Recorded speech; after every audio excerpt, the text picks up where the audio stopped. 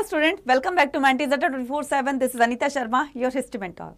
Student आज के session में हम बात करने वाले हैं हमारी हिस्ट्री का चैप्टर 11 जिसका नाम है रिबेल्स एंड द राज। ये पूरा चैप्टर 1857 के रिवोल्ट पर बेस्ड है ना, 1857 की क्रांति पर बेस्ड है। तो इस पूरे चैप्टर को हम माइंड मैप के थ्रू समझने वाले हैं, यानी कि पूरे चैप्टर की रिवीजन हम माइंड मैप के थ्रू करने वाले हैं, जिससे हमें पूरा चैप्टर समझ में भी आ जाए और एक अच्छी सी रिवीजन जो है वो अपने बोर्ड एग्जाम के लिए लेकर जा सके। क्लियर है? तो इसको समझने के लिए आपको वीडियो को लास्ट तक जरूर देखना है और अगर आप चैनल पर नहीं तो चैनल को सब्सक्राइब जरूर करना है।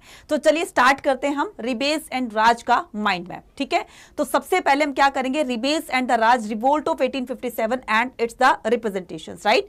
तो हम क्या करेंगे, 1857 के रिवोल्ट को समझते हैं। तो सबसे पहले इसमें जो आता है how the mutiny began. Mutiny क्या होता है? म्यूटिनी होता है कि जब एक बहुत बड़ा ग्रुप, लोगों का ग्रुप जो है, पीपल का ग्रुप जो है, वो किसी काम को करने से मना कर देता है तो उसको क्या करते हैं, म्यूटिनी कहा जाता है। ये सिपाही म्यूटिनी कैसे बना? क्योंकि सिपाहियों ने जब एक जो न्यू कार्टेजेस हैं जिस पर काउ और पिगफैट का कोड किया गया था तो उसको यूज करने से मना कर दिया था, इसीलिए इसको सिपाही म्यूटिनीज कहा जाता है, राइट। और ये हुआ था 10th में 1857 को मेरठ से। ठीक है, 10th में 1857 को मेरठ से स्टार्ट हुआ था।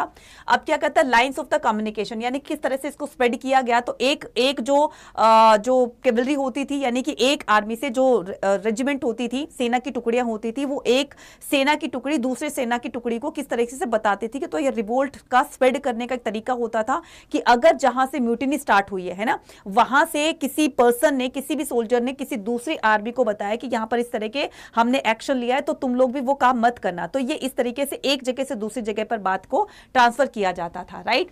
अब क्या आता है, लीडर्स एंड द फॉलोवर्स। तो ये पूरे जो है आपके नॉर्थ इंडिया में, खास करके यूपी बिहार वाले एरिया में बहुत बड़े लेवल पर फैलता है और धीरे धीरे ये बाकी के अदर एरियाज में भी ये पूरी तरीके से स्प्रेड हो जाता है। तो कहां से कौन कौन से लीडर्स ने यहां से पार्टिसिपेट किया, तो इसमें कुछ लीडर्स के नाम जो बहुत इंपॉर्टेंट आपसे पूछे जाते हैं। जैसे अब अगर हम बात करें कि दिल्ली से जो लीडर बनाना जिन्होंने एक्सेप्ट किया था वो थे बहादुर शाह जफर। तो दिल्ली से कौन लीड कर रहे थे? बहादुर शाह जफर लीड कर रहे थे, है ना। झांसी से कौन कर रही थी? लक्ष्मीबाई कर रही थी। इसी के अलावा कानपुर से नाना साहिब थे, आरा बिहार से राजा कुंवर सिंह थे और अवध से कौन थे? ब्रिजेश कादिर थे, राइट। और लखनऊ से कौन थी? बेगम हजरत महल। तो इस तरीके से आप कुछ एक लीडर्स के नाम यहाँ पर लर्न कर लीजिए ताकि आपके जो लीडर से क्वेश्चन आएंगे तो आप वहां से उसको ठीक कर सको। नेक्स्ट आता हमारा रूमर्स और प्रोफेसीज। तो ये रूमर्स और प्रोफेसीज इसमें बताया गया है कि किस तरीके से जो काउ और पिगफैट को लेकर के जो रूमर्स बना हुआ था, अफवाह फैली हुई थी, क्या वो सच थी, वो नहीं थी। तो ये बताया जाता है कि वो जो मेन रीजन था वो था न्यू कार्टेजेस को यूज करने से इनकार करना, है ना। वो क्यों इनकार किया गया था? क्योंकि उसमें काउ और पिगफैट, गाय और सुअर की चर्बी के लेप से बने कारतूसों को यूज किया जाता था। नहीं देखा था कि ये सच था या क्या था, जस्ट एक रूमर था, एक अफवाह थी। साथ साथ में ये भी रूमर्स बना हुआ था कि काउ और पिगफैट की बोन्स का, काउ और पिग की बोन का पाउडर बना करके आटा वगैरह में भी सेल किया जाता है जो मार्केट में बिकता है। तो इस तरीके से वो उनको धर्म से उनसे अलग कर देंगे और वो उनको क्रिश्चियन बना देंगे। तो ये क्या था? ये रूमर एंड प्रोफेसीज में आता है। Why the people believe in the rumour. तो जो भी सोसाइटी के अंदर जिस टाइम पर जो बातें चल रही होगी करंट में, लोग उसी पर विश्वास ज्यादा करेंगे, उससे रिलेटेड किसी भी बात पर, है ना। तो जल्दी ही जब ये बातें बताई गई थी कि किस तरीके से काउ और पिगफैट का जो है वो कोटेड किए हुए कारतूसों को यूज करके उनको उनके धर्म से अलग किया जाने था, तो इसी तरीके से वो आटा वाला एग्जाम्पल भी दिया। और साथ साथ में जो वेस्टर्न एजुकेशन सोसाइटी में लेकर आ रहे थे, बहुत सारे के लॉज जो थे वो इन्होंने इंपोज कर दिए थे, सती सिस्टम को अबॉलिश कर दिया था, विडो रीमैरिज का एक्ट पास कर दिया था। तो ये सारी चीजों को देख करके लोग जो है, जो भी रूमर्स बन रहे थे उन पर विश्वास बहुत जल्दी कर लेते थे। नेक्स्ट पर आता है हमारा क्या, अवध में रिवोल्ट। तो अवध में रिवोल्ट कैसे होता है कि अवध के जो नवाब थे वाजिद अली शाह, लोग उनको अपने भगवान की तरह से मानते थे, ना। तो अवध को ये लोग एक्वायर करना चाहते थे। तो अवध को एक्वायर करने के लिए उन्होंने क्या क्या तरीके अपनाए। तो अवध को क्यों कैप्चर करना चाहते थे? क्योंकि अवध उस टाइम का बहुत ही प्रॉस्पर एक स्टेट माना जाता था। इसकी सॉइल की फर्टिलिटी कॉटन और इंडिगो की कल्टीवेशन के लिए बहुत अच्छी मानी जाती थी और इनसे उनको बहुत ज्यादा प्रॉफिट हो सकता था, इसीलिए वो अवध को कैप्चर करना चाहते थे। 1851 के अंदर लॉर्ड डलहौजी ने एक स्टेटमेंट बोली थी, a cherry that will drop into our mouth. तो ये किसने बोली थी? लॉर्ड डलहौजी ने। और लगातार 5 साल तक इस पर काम करने के बाद 1856 में अवध को कैप्चर करने में ये कामयाब हो जाते हैं, सक्सेस हो जाते हैं। तो जब अवध के नवाब को वहां से डीथ्रोन करके कलकत्ता भेजा जा रहा था, तो ये जो सीन था उसके लिए कहा गया है कि the life was gone out of the body, तो ऐसा लग रहा था शरीर से उसके प्राण निकल गए हैं। तो ये जो स्टेटमेंट थी ये कंटेम्प्रेरी राजाओं ने बोली थी, क्योंकि इस तरह का सीन उन्होंने देखा था। नेक्स्ट पर आता है फिरंगी राज and the end of the world. अब हम क्या करेंगे, दोनों हिंदू मुस्लिम यूनाइट होकर के, जब एक होकर के और इन अंग्रेजों का सामना करेंगे, इन फिरंगियों का सामना करेंगे, तो जल्दी ही हम अपना राज जो है वापस लेकर आएंगे और इन फिरंगियों को यहां से भगा देंगे। तो फिरंगी राज एंड हो जाएगा और हमारा खुद का राज यहां पर आने लगेगा। सब्सिडियरी अलायंसेस क्या होते हैं? सब्सिडियरी अलायंसेस का मतलब होता है सहायक संधि। अब सब्सिडियरी अलायंसेस को जिस भी राजा ने इसको एक्सेप्ट कर लिया था, तो उसको अंग्रेजों की तरफ से कुछ टर्म एंड कंडीशन दी गई थी जिनको उनको मानना होता था।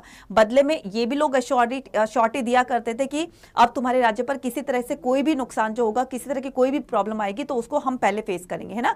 तो ये जो टर्म एंड कंडीशन थी सहायक संधि की, उसमें बताया गया था कि जो भी राजा इस संधि को एक्सेप्ट कर लेता है तो उसको अपनी आर्मी डिसबैंड कर दी होगी। उसकी आर्मी को डिसबैंड कर दिया तो थोड़ी बहुत जो भी आर्मी लगाई जाएगी तो वो उनके खुद के अपने सोल्जर्स होंगे, ज्यादा सोल्जर्स ब्रिटिशर्स होंगे, कम सोल्जर्स इंडियन होंगे। तो उनका जो खर्चा जो भी होगा वो क्या करेंगे, वो पर्टिकुलर राजा ही पे किया करेगा, उनको सैलरी देना, उनका रहना खाने का खर्चा, है ना। तो ये सारा सब्सिडियरी अलायंसेस के। इसके अलावा राजा जो भी कुछ काम करेगा वो ब्रिटिशर्स की परमिशन से करेगा, ठीक है। और ब्रिटिशर्स की तरफ से अश्योरिटी दी गई थी, अब तुम्हारे ऊपर कोई भी प्रॉब्लम आएगी उसको फेस हम करेंगे पहले, तो तुम्हारे इंटरनली और एक्सटर्नली जो अफेयर्स होंगे उनको हम देखेंगे, तो अब तुम बेफिक्र होकर के और अपने राज्य पर रूल कर सकते हो, राइट। तो इस तरीके की सब्सिडियरी अलायंसेस थी।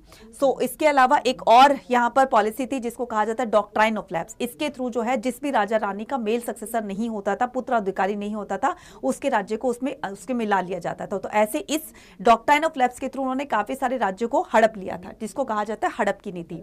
So what the rebels wanted, rebels क्या चाहते थे? रिबेल्स चाहते थे कि हमें अपना स्वराज लेकर आना है, इन फिरंगी राज को यहाँ से भगा देना है, और इस तरीके से जब हमारा स्वराज आएगा तो पहले की तरह मुगलों के टाइम में हम जैसे रहा करते थे खुश होकर के, वैसे हम लोग जिएंगे, है ना। तो इस तरीके से ये करते थे, रिबेल्स चाहते थे। अब आता है व्हाट द रिबेल्स वांटेड में the vision of the unity. तो ये यूनिटी का विजन रखते थे कि जैसे हमने यूनाइट होकर के कितने बड़े बड़ी प्रॉब्लम्स को हमने फेस किया और हम उसमें सक्सेस भी हुए, तो अभी भी वो वक्त आ गया है जब हम यूनाइट होकर के फिरंगियों को यहां से हम बाहर निकालेंगे। Against the symbol operation, against the symbol operation के बाद आएगा search for the alternative power. Search for the alternative power की उसमें बताया गया है कि हम जब ये ब्रिटिशर्स यहां से चले जाएंगे तो हम इसके साथ में ना अपने राज को यहां पर जब लेकर आएंगे तो इससे हमारी शक्ति जो होगी, जो पहले की तरह हमारे राजा के पास पावर थी वो दोबारा से आ जाएगी। तो ये हम दूसरा इसका ऑल्टरनेट ढूंढेंगे। तो ये क्या था? Search for the alternative power था। अब हम रिप्रेशन करेंगे कि किस तरह से ये जब पूरे आपके यूपी, बिहार और ये गुजरात साइड में और ये पंजाब वगैरह में इनमें फैल जाता है, तो यहां देखा जाएगा, पंजाब में तो खैर नहीं फैला था, हरियाणा तक भी ये फैला था। तो जिन जिन राज्यों में ये फैला तो वहां पर जो है वो क्या करते हैं, फिरंगी यानी कि जो ब्रिटिशर्स थे उनको सप्रेस करने में किस तरह से कामयाब होते हैं वो बताया गया है। तो इमेजेस ऑफ द रिवोल्ट, तो यहाँ पर रिवोल्ट के इमेजेस दिखाए गए, सेलिब्रेटिंग द, तो रिवोल्ट के इमेजेस को दिखा करके किस तरह से तुम लोग हमारे गुलाम होकर रहोगे, इस तरह के पोस्टर्स वगैरह लगा करके उनको थोड़ा सा उनको डीमोटिवेट करने की कोशिश की गई कि तुम देखो तुम ये थे और तुम्हारी जगह यही रहेगी। तो सेलिब्रेटिंग द सेवियर्स, तो जो भी ब्रिटिश ऑफिसर होता था तो जो इस रिवोल्ट को सरप्रेस कर देता था, इंडियन को मार देता था, या फिर बहुत सारे इंडियंस का सामना उसने अकेले किया, तो इस जीत का सेलिब्रेशन वो बहुत बड़े लेवल पर किया करते थे और इस तरह से इंडियंस को दिखाते थे कि देखो हम जो है वो तुम्हारी हार हुई और हमारी जीत हुई, तो इसका एक ग्रैंड सेलिब्रेशन किया करते थे। English women and the honour of the Britain, तो जिन्होंने भी इंग्लिश वुमेन ने जिन्होंने रिबेलियंस का सामना किया वो भी अकेले रहकर बहुत सारे रिबेलियंस को मार गिराया, उसमें से एक थी मिस विलर, तो बाद में उनको ऑनर भी किया गया था। The performance of the terror and the nationalist imagery, अभी हम यहाँ क्या करते हैं, परफॉर्मेंस ऑफ द टेरर, तो इसको सरप्रेस करने के लिए बहुत ही हार्ड पनिशमेंट दी जाती थी रिबेलियंस को, उनको तोप के मुंह के सामने बांध दिया जाता था, फिर उनको ऊपर छक्के उड़ा दिए जाते थे उनके, और सबके सामने मौत के घाट उतार दिया जाता था, फांसी पर लटका दिया जाता था, उनको शूट कर दिया जाता था। तो एक दहशत का माहौल जो है वो बना दिया गया था, लोगों के अंदर एक डर पैदा कर दिया था कि अगर दोबारा उन्होंने इस तरह की हरकत की, एक्टिविटीज की, तो तुम्हारे भी इसी तरह का हर्ष होगा जो इनके साथ हुआ है, ठीक है। तो इस तरीके से एक दहशत का माहौल बना दिया था, नेशनलिस्ट इमेजिनरीज। तो बाद में जब ये हमारे बहुत सारे हिस्टोरियन ने कहा कि ये हमारे इंडियंस का ऐसा पहला स्टेप है जो कि हमारे स्वतंत्रता के लिए इसको उठाया गया था, है ना। तो इसके नेशनल इमेजनरीज यानी कि बहुत सारे इसके पेंटिंग्स वगैरह बना करके, इसके जो बैनर्स वगैरह होते हैं उसको बना करके इस तरह से लोगों को मोटिवेट, इंस्पायर किया गया कि देखो साथ मिलकर काम करने से ये होता है। और इस रिबेल से, इस रिवोल्ट से ये तो तय हो चुका था कि अब इंडियंस जो है वो अंग्रेजों के खिलाफ अपनी आवाज उठाने लगे हैं। तो पहले की तरह से वो दबू दबू टाइप में नहीं रहे हैं। तो इस तरीके से सारी चीजें जो है अब वो कहते हैं ना कि हो चुका है आगाज रण का, युग बदलने की तैयारी। तो सेम उसी तरीके से उन्होंने युग को बदलने की तैयारी जो है वो शुरू कर दी थी। अब इस चैप्टर से जितनी टाइमलाइन आती है वो सारी की सारी टाइमलाइन आपको यहां पर दी हुई है। 1801 में क्या किया था, subsidy alliances introduced by the lord Wellesley in Awadh. तो अवध में इन्होंने क्या किया था, लॉर्ड वेलेस्ली ने अवध में सब्सिडी अलायंसेस को 1801 में इंपोज किया था। 1856 में क्या किया था, अवध को एनेक्स कर लिया था। 1856-57 में समरी सेटलमेंट की गई थी। समरी सेटलमेंट क्या होता है कि जिन जमींदारों से मतलब किसानों की जमीनों को जो है हड़प लिया गया था तो वापस से किसानों को दे दिया गया था। तो ये क्या हो गई थी, समरी सेटलमेंट हो गई थी। किसानों को वापस देने का इनका एक ही पर्पस था कि लोग ज्यादा से ज्यादा कल्टीवेशन करें, कल्टीवेशन करेंगे तो उनके पास रेवेन्यू ज्यादा आएगा। इसलिए जमीनों को जमींदारों से छीन करके उनको वापस दे दी गई। तो ये समरी सेटलमेंट था जो कि 1856-57 में हुआ था। 1857 10 मई को म्यूटिनी होती है, कहां पर, मेरठ के अंदर स्टार्ट हो जाती है। 11 और 12 मई को ये लोग क्या आते हैं, दिल्ली आकर के बहादुर शाह जफर से प्रपोजल उनके सामने रखते हैं कि वो उनके लीडर बन जाए। 20 to 27 में तो इन 7 दिन के दौरान क्या होता था, सिपाही म्यूटिनी इन अलीगढ़, इटावा, मणिपुर और इटा यहां पर फैल जाती है। 30 मई को लखनऊ में राइज होता है ये रिवोल्ट। मई और जून में mutiny turns into the general revolt of the people, तो ये बहुत बड़े लेवल पर फैल जाता है। 30 जून को Britishers suffer defeat in the battle of चिन्हत। तो ये चिन्हत का बैटल कब हुआ था, 30 जून 1857 का हुआ था, जिसमें ब्रिटिशर्स बुरी तरह से हार जाते हैं ना। और डंका शाह जिन्होंने उनको लीड किया था, है ना। और दूसरी तरफ कौन थी, आर्मी थी किसकी, ब्रिटिशर्स की, जिनको बुरी तरह से हरा देता है, ठीक है। उसके बाद 25 सितंबर को British officers under the Havelock the Outram enter the residency in Lucknow. तो वो लखनऊ जाकर इस रिवोल्ट को सप्रेस करते हैं। जुलाई 1857 में Shahmal killed in the battle. तो ये वही शाहमल हैं जो कि रिवोल्ट में पार्टिसिपेट कर रहे थे। तो इनको बैटल के अंदर किल कर दिया जाता है ना। तो 1858 जून के अंदर Rani Lakshmibai killed in the battle, तो वो भी युद्ध में मारी जाती है। तो ये पूरा का पूरा टाइमलाइन है। इस टाइमलाइन से बहुत सारे क्वेश्चन आते हैं। आई होप आपको सारी चीजें समझ में आ गई। और अगर आप सीयूटी की तैयारी कर रहे हैं, प्रिपरेशन कर रहे हैं और एक अच्छा स्कोर पाना चाहते हैं तो आप हमारे प्रीमियम बैचेस को ज्वाइन कर सकते हैं, एनरोल कर सकते हैं। प्रीमियम बैचेस को ज्वाइन करने से आपका सीयूटी का स्कोर जो है वो बहुत अच्छा पा सकते हैं, जिसके बिहार पर आपको ड्रीम कॉलेज के ड्रीम यूनिवर्सिटी में आपको जो है एडमिशन मिल जाएगा, ठीक है। तो पार्टिसिपेट करने के लिए और मैक्सिमम स्कोर करने के लिए आप एक बेहतरीन तरीके की जो तैयारी करके जाएंगे वो यहाँ पर हमारे प्रीमियम बैचेस में कराई जाती है। तो अगर आप अच्छा स्कोर पाना चाहते हैं तो आज ही आर्ट्स का, कॉमर्स का, साइंस का और लैंग्वेज जीटी के कोर्सेज को, प्रीमियम बैचेस को ज्वाइन करके आप इसमें एनरोल कर सकते हैं। एनरोल करने के लिए और मैक्सिमम डिस्काउंट पाने के लिए कूपन कोड यूज कर सकते हैं Y489। इसको कैसे एनरोल करना है, तो आपको सबसे पहले जाना है कहां पर, अड्डा 24/7 की एप्लीकेशन को डाउनलोड करना है।